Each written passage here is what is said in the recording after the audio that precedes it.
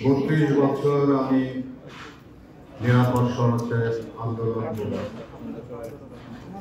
এই 32 বছরে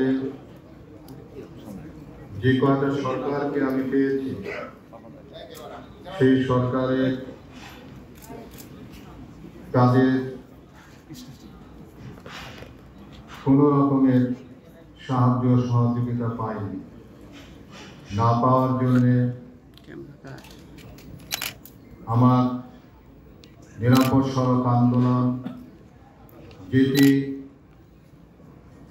25 বছরে বাংলাদেশ স্বাধীন হয়েছে, কিন্তু 32 বছরে নিরাপদ সড়ককে আমি বাস্তবায়ন করতে পারি না। আমি যেটুকু জানি,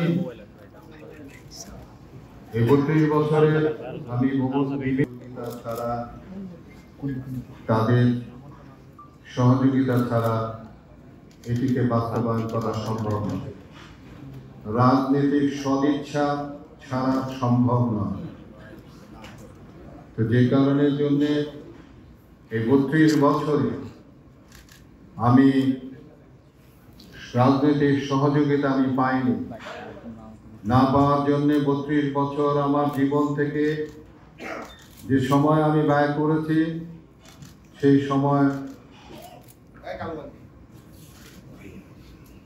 সেই সময়টি আমার আমি বলবো যে ব্যর্থতাই হয়েছে। যদিও কিছু কিছু সফলতা আমার এসেছে, কিন্তু আমি যে কথাটি বললাম যে 25 বছরে বাংলাদেশ স্বাধীন হয়েছে, কিন্তু 32 বছরে নিরাপদ সড়ক চাই কিন্তু বাস্তবায়ন হয়।